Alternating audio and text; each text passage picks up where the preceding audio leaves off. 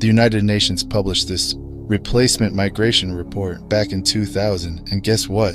They laid out the blueprint for what we're seeing in full force today. This report proposes using migration, yes, mass immigration, as a solution to declining and aging populations in developed nations like the United States, France, Germany, and Japan. Now, this isn't just about a few immigrants crossing borders. No, we're talking about a systematic overhaul of entire populations. Look at the numbers in the report. Italy, for example, is predicted to see its population shrink by a whopping 28% by 2050 without migration.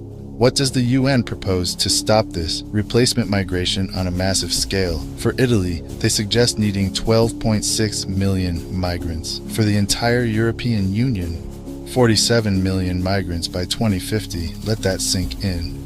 But here's the kicker. This isn't just some far-off theory. We're seeing this play out right now. The southern border of the United States is being flooded with migrants, and Europe is facing a migrant crisis, the likes of which we've never seen before. All the while, politicians and global elites keep telling us that this is necessary. This report talks about maintaining the working age population. They throw around terms like support ratios and demographic trends. Let's be clear, this isn't just about immigration. This is about transforming entire nations through demographic engineering. They're not just addressing a natural issue like aging populations. We're seeing millions pour over the border, and it's no accident.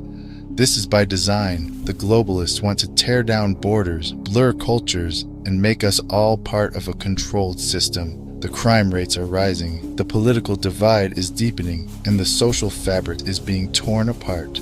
I'm going to show you exactly how these plans are connected to today's migration crises. First, understand that this isn't a grassroots movement of desperate people fleeing bad situations. No. This is orchestrated, folks.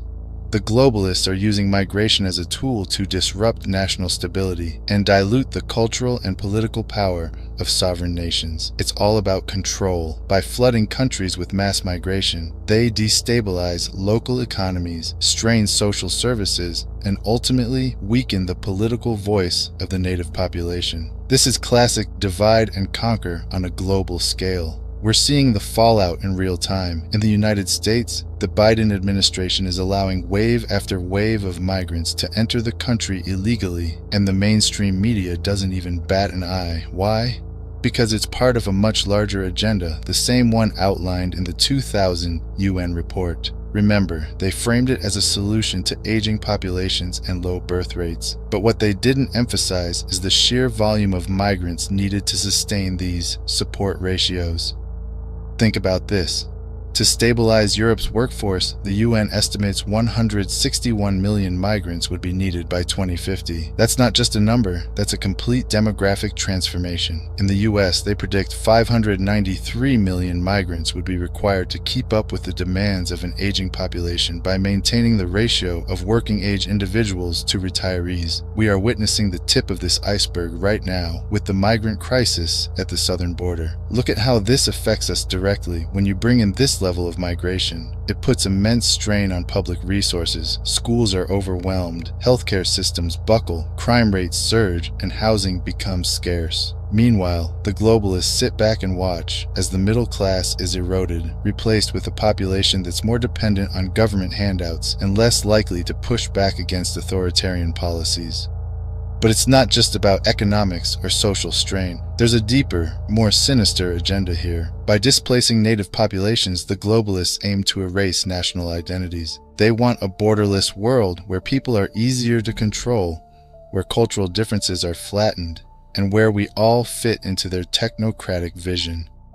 This isn't some wild conspiracy theory. It's happening, and the UN Replacement Migration Report laid out the playbook decades ago. And if you think this is limited to the US and Europe, think again. The elites are pushing the same agenda in countries across the globe. Africa, Asia, South America, they're all being set up as pawns in this global chess game. The migrant crisis is just one front in a much larger war for control over populations.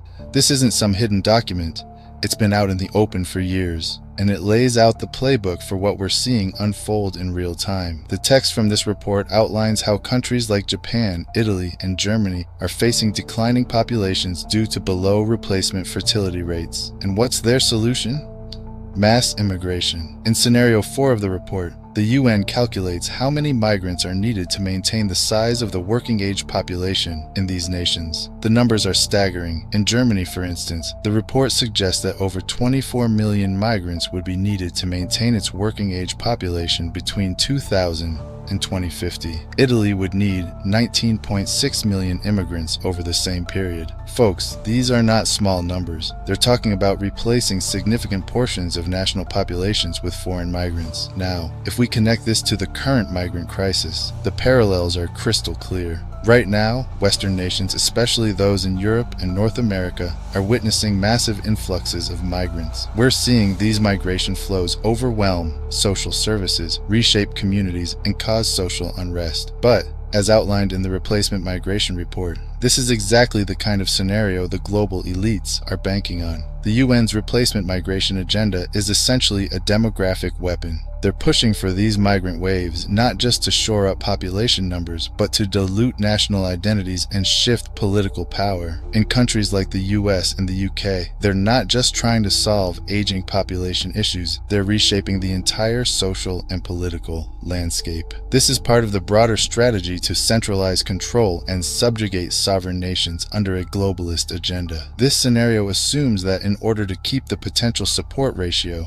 the ratio of working-age individuals to retirees, the numbers of migrants required would be astronomically high. For example, Japan would need over 500 million immigrants by 2050 to maintain its PSR. That's right, 500 million. The European Union would require nearly 700 million immigrants. These numbers are mind-blowing and would utterly transform the cultural, social, and political structures of these nations. So what's the end game here? Look around you. This mass immigration is about engineering chaos. Governments and elites know that such drastic demographic shifts lead to tension, social fragmentation, and a loss of national cohesion. And in the chaos, they expand their power. This is when they implement surveillance systems, digital IDs, and global governance structures. It's all connected, folks. The crisis creates the need for solutions, and those solutions are always about controlling us more. The current migrant crisis isn't a humanitarian emergency. It's a calculated move.